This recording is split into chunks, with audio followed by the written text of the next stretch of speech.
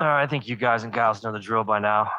If you have a question, please raise your hand. Someone will come by with a microphone. If you have a follow-up question, please make sure you have the microphone in your hand as well. Questions for Coach Sampson.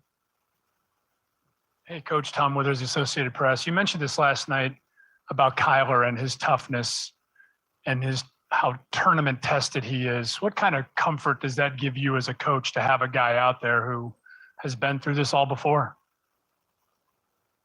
I think it's valuable. I think it's also valuable for his teammates, especially, we're playing 3 freshmen, a lot of minutes. We have a 19-year-old freshman point guard, and Jamal Shed.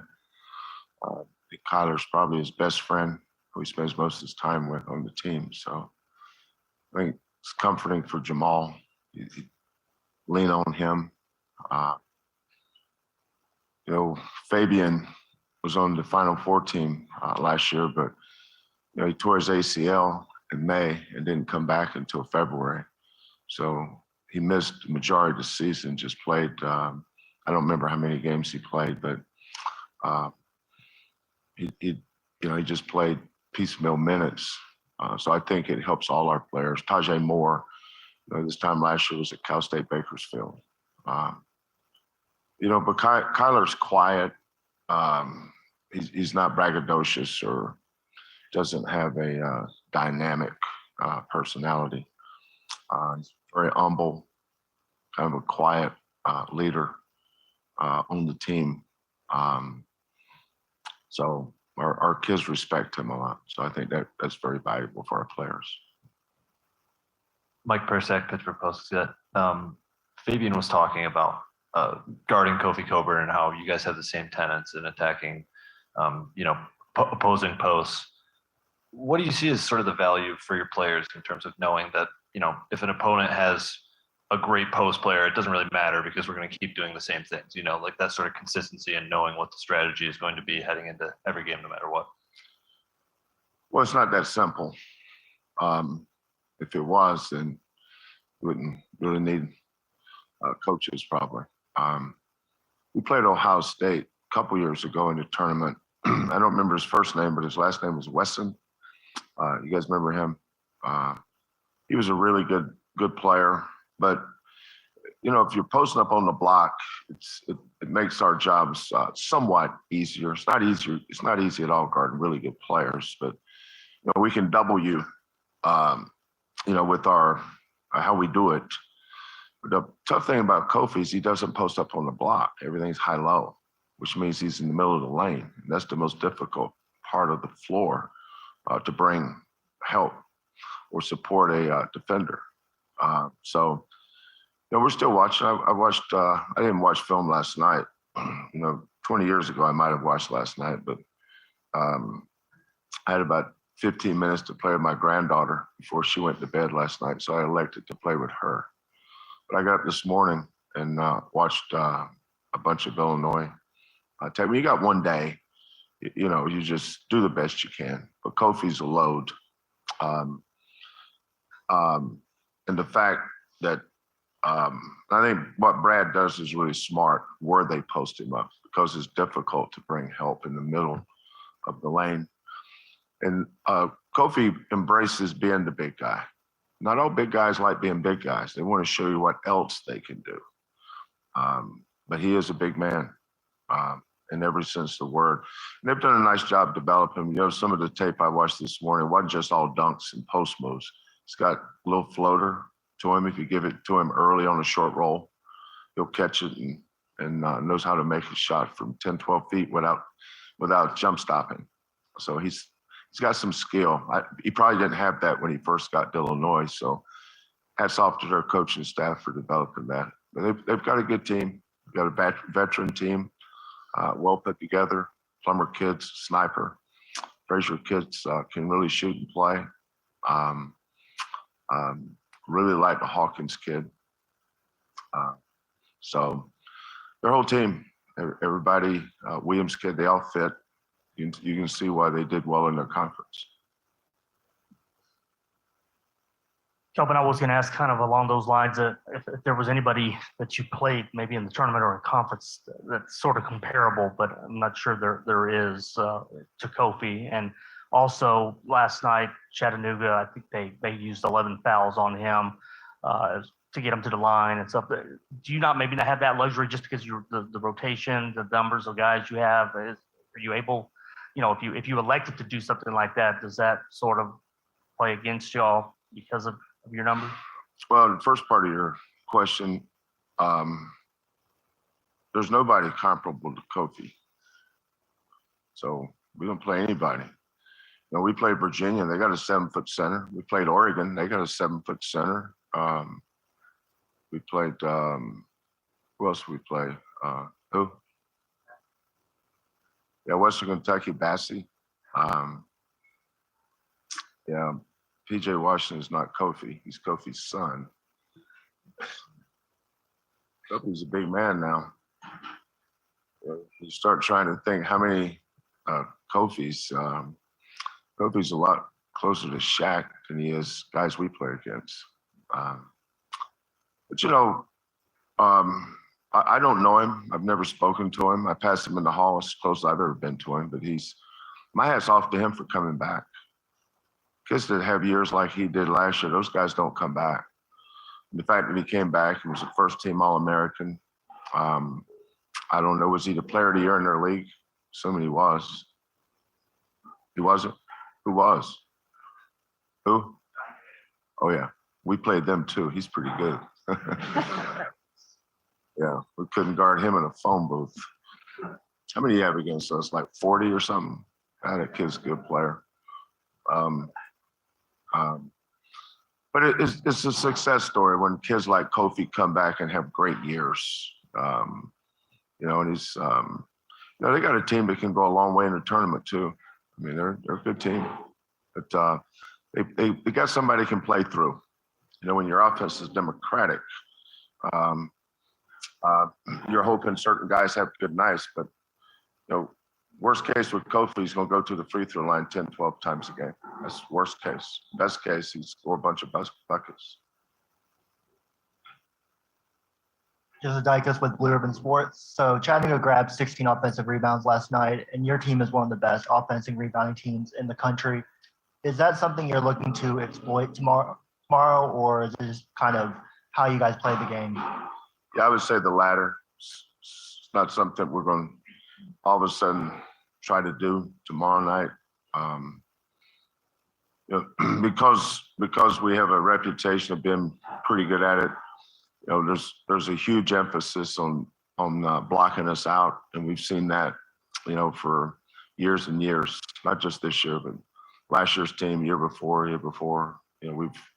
It's always been a big emphasis on our program. But when you have size, when I say size, I mean width. Kofi doesn't have to block you out, if you know what I'm saying. That dude can block out the sun. He's just wide. So just having to run around him. We teach our kids to get to outside shoulders and try to get a hand on the ball if you can't get it, for instance. It's difficult to get around him. And then they have, good size with the Payne kid off the bench, and then the Hawkins kid has good size. So, and I don't think we're as athletic up front as Chattanooga. They are really athletic. You got a bunch of 6'6" athletic kids with 6'10", 6'11" wingspans. Those are the most difficult kids to block out. Coach, how do you think your time in the NBA changed your approach to offense? Kellen was saying he thinks that's where you've changed the most over the years, how you sort of look at offense and approach it. I'm not sure that there's a simple answer to that, Chris. It showed me what I didn't know. Sometimes you get in those situations and you just get humbled. I didn't know what I didn't know. When I first got in the NBA, I thought I could coach an NBA team. That couldn't have been further from the truth. I wasn't anywhere close to being qualified. The best thing I could do was listen to Greg Popovich, guy that really helped me a lot was Scott Skiles. I learned a lot from Scott. And I enjoyed scouting other teams. I enjoyed scouting Stan Van Gundy when he was at Orlando, Terry Stotts in Portland, Doc Rivers in Boston. There's a lot of really, really good offensive guys. And I felt like that's where I needed to get better. But everything I saw was just eye-opening. I had this little yellow legal pad, and I was staying in this hotel. And every night after practice, I'd go back and write things down that I learned. And then to help me learn it even more, I would copy it. Just kept writing them down. I was writing the same thing down over and over. And then I draw stuff up that I learned. I watched Mike Budenhauser when he was assistant do the scout report, and I saw him guard. I think they were getting ready to play New Orleans Hornets, and they were going to guard Chris Paul in a pick and roll on this side of the floor this way, and on that side of the floor that way. And I'm going, wow, never thought of that. Just everything just blew me away. But defensively and offensively, those guys are so good. For people that don't think they don't coach in the NBA, then sometimes you don't know what you don't know. There's so much I didn't know, and there's so much I learned. So it helped me. It helped me evolve. And I've really, really tried hard to help my assistants too, because I didn't want them to be archaic in their thoughts, or not be willing to change their thoughts. One of the great things about being a human being is be willing to change. And being in the NBA taught me that I needed to change. So I learned a lot. When I was with Houston, I was the associate head coach, so I got to make most of the assignments working with Kevin McHale. And that's where I felt like I could be a head coach in the NBA when I was there. I didn't think I was ready in Milwaukee, but I was ready in Houston. One of the things about the NCAA tournament is you get to play against so many teams with different playing styles and players you typically wouldn't see oftentimes in a short time span. So as a coach, how much do you enjoy the challenge of getting your guys ready in these one and done pretty much situations? The finality of the season never ceases to amaze me. What time's the game tomorrow? Is it 12 o'clock tip? 12:10. 12:10. So at 2:10, our season can be over. You ought to sit here planning on it. Illinois thinking if we win, we'll be in San Antonio. But they're not thinking if we lose, our season's over. Because the range of emotions from scouting report, practice today, scouting report, film tonight, going back over some baseline out of bounds plays in the morning maybe, or after timeout plays, or start of half plays, or end of, whatever your routine is. Then all of a sudden, you lose. There's no more film. There's not another practice, not another game. I don't get to coach Fabian White anymore. Those are the things that are sometimes tough to come to grips with. Is that I've never lost sight that I'm coaching somebody's son, and that they've got a life after this. They're going to go on and live their life. I don't think there's anything that I enjoy more than going from being their coach to being their friend. And I've learned to enjoy that and embrace it and look forward to it. So can we win tomorrow? Absolutely.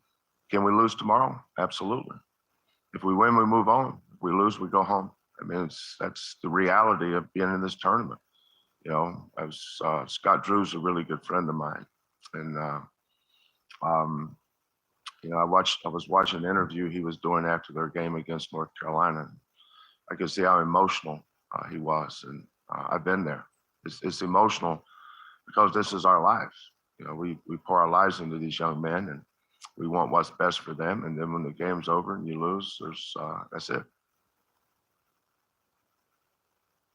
In the back here, Brendan Quinn with The Athletic.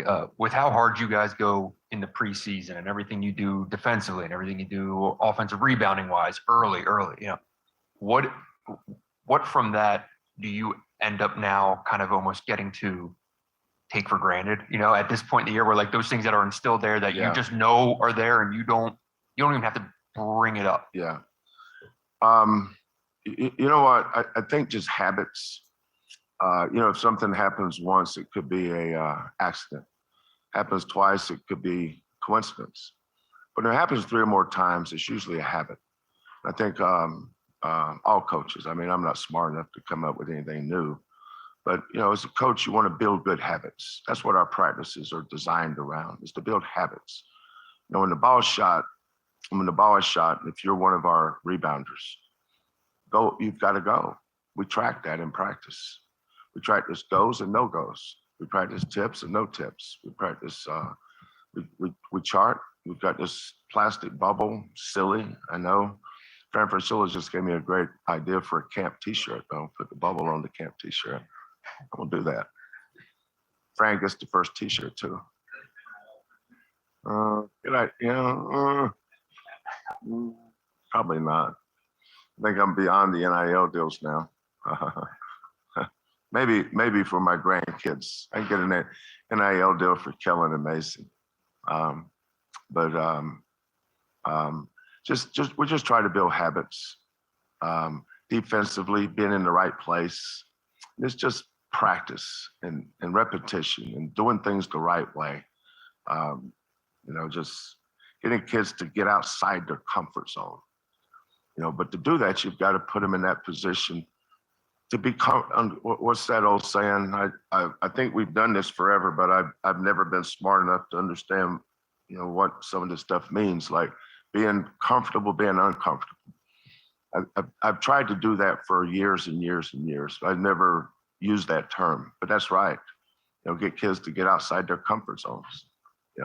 It's okay to be a nice kid, but between the lines, we want you to have a little edge to you. Don't get on the floor after a loose ball. Be the first one on the floor after a loose ball. If you're defending someone away from the ball, where should you be?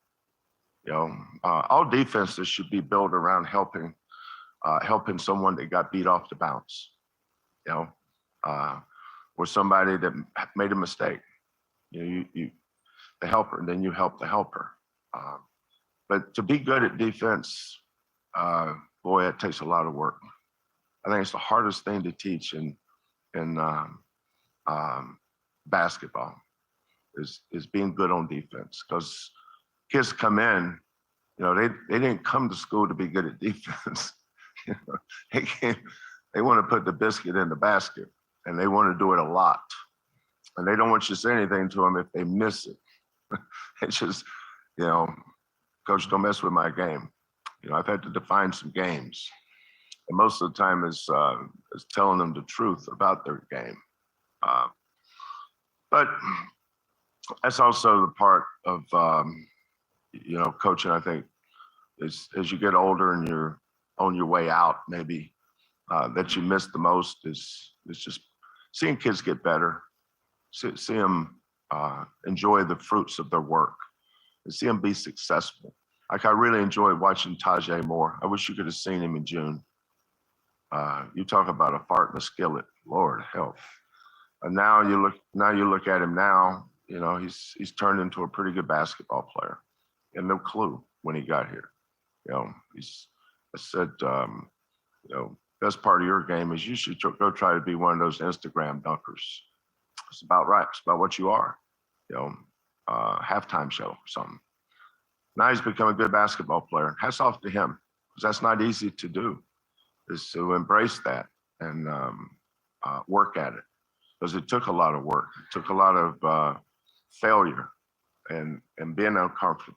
But he did it. And so hats off to him. Last question for Coach right here. Coach Greg Bailey from ABC in Houston. Kyler just talked to us about the great confidence that he has received from your coaching. Shoot the basketball. I'm not going to take you out for taking good shots. I want you to shoot. What are you trying to help him? Is everyone to have that confidence? And how can that help in this big stage with the stakes that you just talked about, where it is one and done? Well, one of the things that players should understand is nobody's opinion really matters. Who cares what anybody outside of our locker room thinks? Anybody, really? You're worried about other people's opinion? People that give opinions negatively about other people sometimes think their opinion matters. It doesn't, nor should it. Be comfortable with who you are. Don't let other people define you at all, in no way, form, or fashion. Those people that are trying to define you don't even know you. They think they do based on what somebody else said, maybe, but they really don't. Kyler, I had an analytic, I pulled up some graphs for Quentin Grimes last year. I showed him what our record was when he attempted 13 or more shots, regardless of his shooting percentage. I showed him what his percentage was. And, people would get on Quentin about shooting too much. He couldn't shoot enough. Whether the ball went in or not, we were, I think, number 2 in the nation. We were rebounding right at 39% of our misses. And most of those were his missed shots. But we were winning the games. The lower his shooting percentage, the more we won. Last year's run to the Final Four, we could have easily lost to Rutgers. We were very lucky in that game. Rutgers had us beat. They outplayed us. Simple. They did. Quentin went to the line and shot 2 free throws. He missed them both. But on the second miss, we had this little free throw, little action we run called Australia.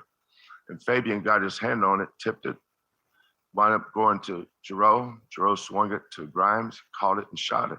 So had he made one of the two, would have probably lost. But he missed the second one. We got it. And he wound up making a 3. We went from down 5 to down 2. And, we're very fortunate to win. But that's an example of don't be afraid to miss. And I think that helps them later in life about failure. The first step on anybody's ladder to success is usually failure. You just can't be afraid to fail. And that was Kyler's biggest issue. There's a lot of similarities in Quentin coming from Kansas and Kyler coming from Texas Tech, in that they didn't neither one come in with a lot of confidence. And sometimes you're not just teaching basketball skills, you're teaching life skills.